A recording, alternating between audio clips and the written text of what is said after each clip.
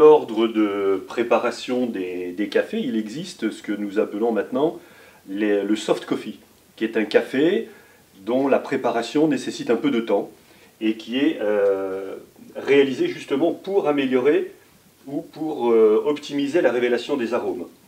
Donc ici, je vous présente une cafetière de type Chemex, qui est d'origine américaine, hein, qui est très utilisée aux États-Unis et qui a une forme particulière et qui nécessite l'utilisation d'un filtre lui-même particulier avec une porosité particulière.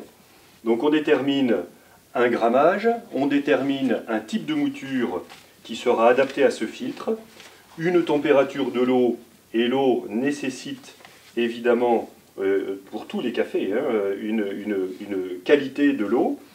Donc vous avez un pli central à réaliser, on plie une seconde fois sur le premier, de façon à réaliser un entonnoir. Vous avez ici l'entonnoir réalisé qui permet de placer sa mouture. Donc avant de mettre la mouture, on mouille le filtre. Ici, à l'intérieur de la cafetière, on pose le triple pli devant la cannelure. Alors le filtre étant mouillé, vous déposez la quantité de mouture nécessaire en fonction du nombre de tasses que vous voulez réaliser et vous versez ensuite votre eau chaude en laissant gonfler le café sur une première étape et ensuite vous versez la quantité d'eau nécessaire, oui, à bonne température pour réaliser votre infusion de café et donc obtenir une belle préparation avec une révélation optimale des arômes. Bien, donc pour réaliser un café un peu plus intense que précédemment, je vous propose de vous montrer l'utilisation du dripper V60 de Hario, qui propose un kit global avec un entonnoir particulier et une forme particulière au fond de l'entonnoir, un filtre qui va permettre de réguler l'eau et donc la diffusion de l'eau et donc le temps d'infusion de votre café, voilà, qui se met en place et qui est aux formes exactes, et une bouilloire avec son col de cygne qui va permettre de placer l'eau sur votre café, de mouiller votre café de façon particulière, comme je vais vous l'expliquer, puisqu'aussi bien c'est la façon et la quantité d'eau que vous allez mettre qui va permettre de réaliser un café de qualité. Donc je place ici entre 10 et 12 grammes de mouture, en fonction du nombre de cafés que vous voulez faire. Voilà.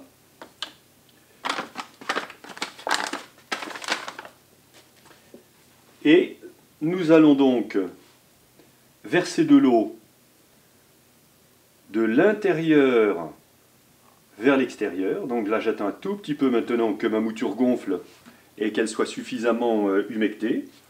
Au préalable, j'ai placé évidemment ou le bol ou la tasse ou la carafe, selon la quantité de café que vous devez réaliser. Et je verse l'eau en cercle de l'intérieur vers l'extérieur, de façon à ramener la mouture vers l'intérieur, afin que, contrairement à ce qui se passe pour une cafetière électrique, il n'y ait pas un trou au milieu, puisqu'évidemment, dans ces cas-là, l'eau prend le chemin le plus court et va négliger la mouture qui se trouve à l'extérieur pour filer tout droit. Donc là, je ramène en permanence la mouture de café vers le milieu, de façon à avoir une infusion optimale et un café de bonne qualité. Alors, toujours dans le registre des slow coffee, hein, des cafés qui nécessitent un petit peu de temps, vous avez cet appareil qui s'appelle un Clever Dripper et qui nous vient de Taïwan. Vous avez un entonnoir, vous placez un filtre papier et au fond, vous le voyez, vous avez une valve en silicone. Donc ce système va vous permettre de placer la mouture, de verser l'eau dessus et de les laisser en contact pendant un temps de 3 à 4 minutes. Au dos, dessous, vous avez la même vanne et quand vous allez poser sur une tasse, la vanne s'ouvre et l'écoulement est réalisé. Donc nous allons préparer avec ce filtre, hein, tout simplement, tel que je vous l'ai montré. C'est d'un usage très simple et si j'osais, je dirais qu'on peut même l'utiliser pour préparer une tasse de thé en mettant de la feuille de thé dans un filtre. Alors comme précédemment, Vous déposez vos cuillères de café dans le filtre. Voilà. Vous déposez la quantité nécessaire à la réalisation du nombre de tasses utiles. Vous versez l'eau de la même façon pour laisser gonfler votre mouture. Voilà, on attend quelques secondes que le café s'imprègne convenablement. Et ensuite, vous versez la quantité d'eau nécessaire en totalité. Vous ramenez toujours, autant qu'il est possible, la mouture au milieu par cercle concentrique. Et vous posez le couvercle. Et là, vous attendez 3 minutes, le temps nécessaire pour que l'infusion se fasse dans de bonnes conditions. On va laisser cet instrument travailler et je vais vous présenter quelque chose que vous connaissez peut-être déjà, qui est la cafetière à piston, que nous appelons aussi French Press. C'est la cafetière française. C'est le système qui est très utilisé, et notamment pour la révélation des grands cafés. Entre autres, le café Blue Mountain de Jamaïque révèle le mieux ses arômes avec ce type de dispositif. Alors de la même façon, vous versez la mouture au fond de la cafetière, vous versez l'eau chaude par-dessus, et si j'ai mis les deux en présence, c'est que vous allez laisser également, pendant 3 ou 4 minutes, votre café gonfler et diffuser, infuser avec l'eau en présence. À la fin du temps d'infusion, vous allez placer votre piston, avec le filtre, évidemment, par-dessus à la surface de l'eau, vous placez votre couvercle et vous appuyez tranquillement afin que la mouture descende au fond du bol. Donc au fond de votre cafetière, voilà, vous avez appuyé, et là vous pouvez servir directement dans les tasses ou dans les bols le café que vous aurez préparé. Ceci étant fait, je vous invite maintenant à voir la dernière étape de préparation du café avec notre Clever Dripper. On retire le couvercle, ou on peut même le laisser, puisque là ça permet d'éviter un refroidissement de l'infusion. Vous posez tranquillement votre tasse, votre Clever Dripper sur la tasse, et le café s'écoule directement. Ici, vous avez une tasse de café prête, avec une belle intensité aromatique, puisque le temps de présence avec la mouture et l'eau a permis, comme pour la cafetière française, une révélation aromatique de bonne qualité. Alors toujours dans la méthode dite slow coffee, donc des cafés doux, je vous propose d'observer maintenant l'utilisation de cet appareil qui s'appelle un siphon à café. Alors il est composé de 3 parties. Vous avez une ampoule haute, voilà, une ampoule basse et une petite lampe à alcool. Alors la lampe à alcool, vous verrez quel est son usage. Ici, pour cette partie haute, vous avez un filtre sur lequel vous allez poser votre mouture de café. Nous allons le faire ensemble. Voilà, évidemment. Donc le filtre vient à sa place et nous appliquons convenablement le filtre qui sera bien maintenu par l'intermédiaire de ce ressort. Dans la partie basse, dans l'ampoule, je vais verser de l'eau que j'ai chauffée au préalable de façon à gagner un peu de temps. Donc je vais verser la quantité d'eau qui correspond globalement à 2 ou 3 tasses en fonction de notre besoin. Il faut appliquer assez fermement l'ampoule haute sur la partie basse pour réaliser une bonne étanchéité. Et je place maintenant mon café dans la partie haute de la cafetière.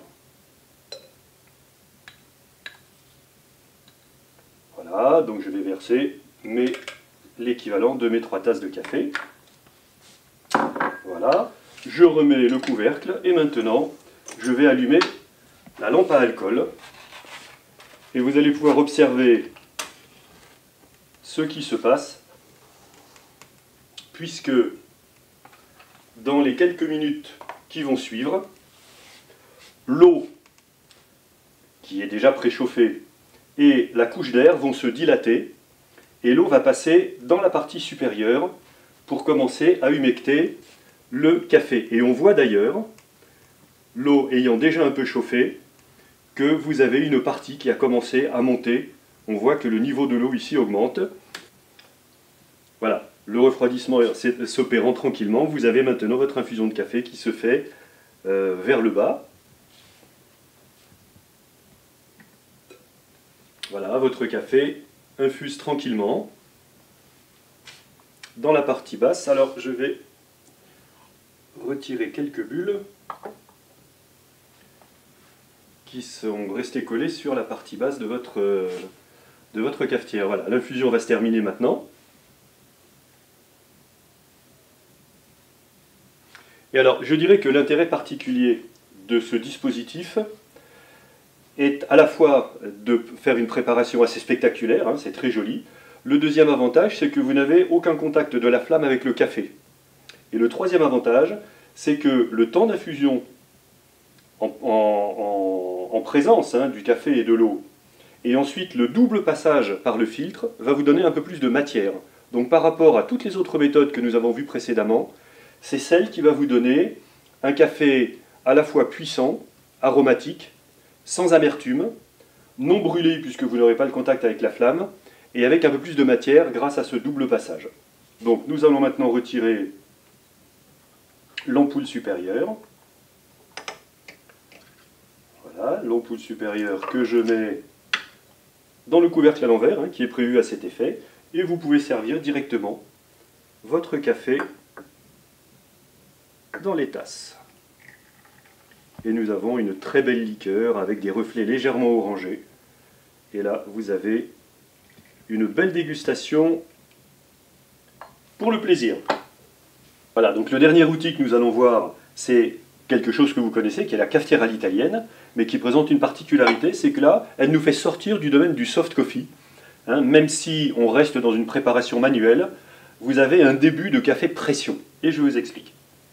Dans la partie basse, elle est composée de trois parties en fait. Partie basse, un filtre, donc partie basse dans laquelle on place l'eau, un filtre dans lequel on va mettre le café moulu, et la partie haute avec un filtre supérieur, un joint d'étanchéité, pour réaliser l'étanchéité entre les deux parties, et puis ici, le col, d'où va sortir le café, après que sous pression, il a réussi à traverser la galette de café qui est comprimée entre les deux filtres.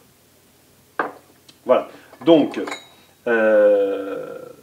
nous allons procéder à la préparation. Donc on verse de l'eau qui correspond à la quantité utile pour réaliser 1, 2 ou 3 tasses. Cette petite machine est limitée à 3 tasses. Vous placez ensuite le filtre dans son emplacement réservé.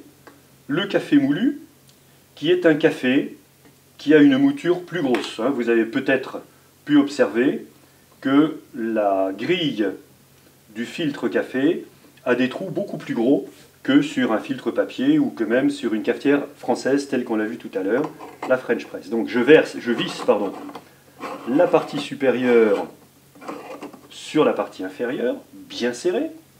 Voilà. Je referme le couvercle et je la place sur le feu.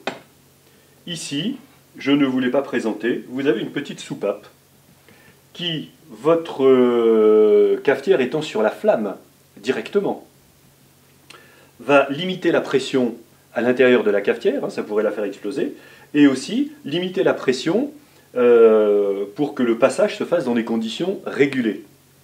Le dernier avantage, c'est que quand vous n'avez plus d'eau, il y a un jet de vapeur qui va sortir et vous prévenir qu'il est urgent de sortir la cafetière de la flamme, sinon vous allez faire bouillir votre café. Et vous savez ce que l'on dit, café bouillu, café foutu.